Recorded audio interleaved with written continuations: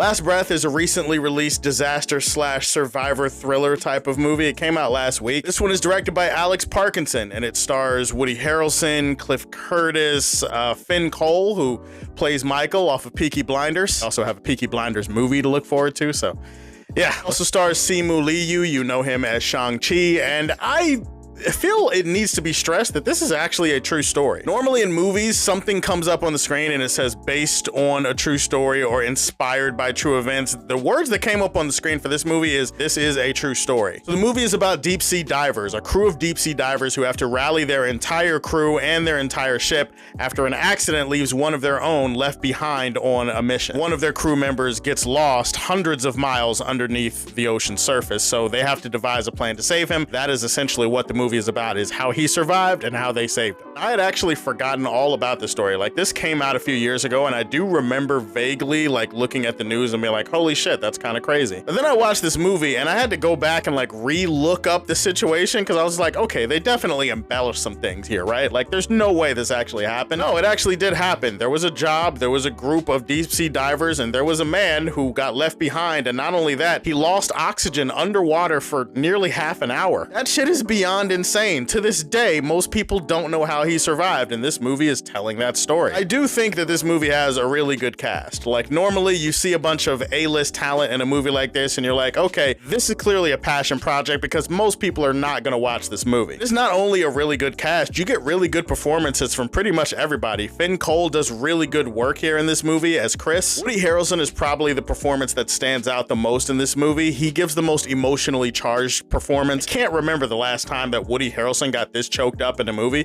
but he does really good work here. They do enough to give you some camaraderie with this crew to make you feel like you can feel invested in them and the relationships that they have with each other. Because you care about the dynamic and you care about the relationship, you're more likely to be invested in everything else that's happening. Luckily, when it comes to that, they also infuse quite a bit of tension into this situation. The movie feels very atmospheric, it feels very claustrophobic, and that feels kind of natural for a movie where most of it takes place underwater. I chalk most of this up to really dark and eerie cinematography that really highlights how dangerous the ocean actually is. Like, we all know the ocean is dangerous, but it's a lot different when you get like a first-hand viewing. You see what these divers have to go through every time they go on a job. There's just nothing but water and darkness in all direction for hundreds, millions of miles, and it's a very uncomfortable feeling, because obviously if anything goes wrong, anything at all while you're down there, I mean, you're fucked. Like, there's nothing that's gonna save you most of the time. Even though we know the ocean is dangerous and mysterious and we don't want to fuck with it, we also have lots of movies and a lot of feel-good stuff about the ocean that kind of lulls us into a false sense of security. Obviously, we have Finding Nemo, right? And we have movies like Surf's Up, and we have Shark Tale. Funny enough, online, I found out that a lot of people don't like Shark Tale for some reason, and I've never quite figured out why. Only people who have watched VeggieTales will get this reference, but it's basically like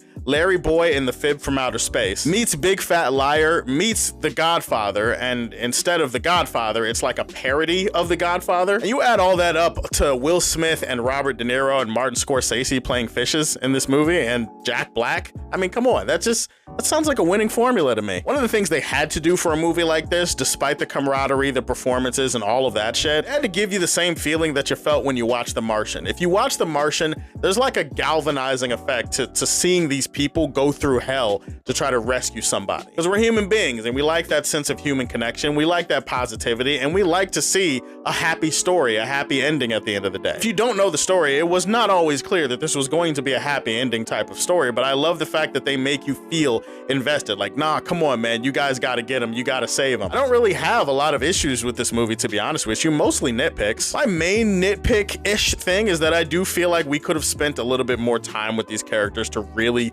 get that connection and hammer it home. There are some characters that are kept at arm's length from us throughout the runtime of this movie. One character in particular, I thought we were gonna get more on him, and instead they just kind of treat it like it's not important until the end of the movie. And you could argue maybe they take a little bit too much time in the beginning of the movie setting things up and establishing the boat and how they're gonna be operating. Like, that's That's little stuff. Some people might not care about that. It didn't bother me that much, but maybe it does make the first part of the movie feel slow. Other than that, Last Breath was really intriguing, really interesting. It makes me actually want to go back and watch the documentary that they made about this thing a few years ago. Last Breath had a lot of tension and a lot of heart. I'm going to leave this one in the Silver Age for Man of Steel. Tell me, have you seen it? What did you think about it? What is the best movie based on a true story that you've ever seen? Put that in the comment section below. Please like and subscribe to the Superfan Show. And if you like what you see, tell me how you feel and stay tuned to hear more from the Man of Steel.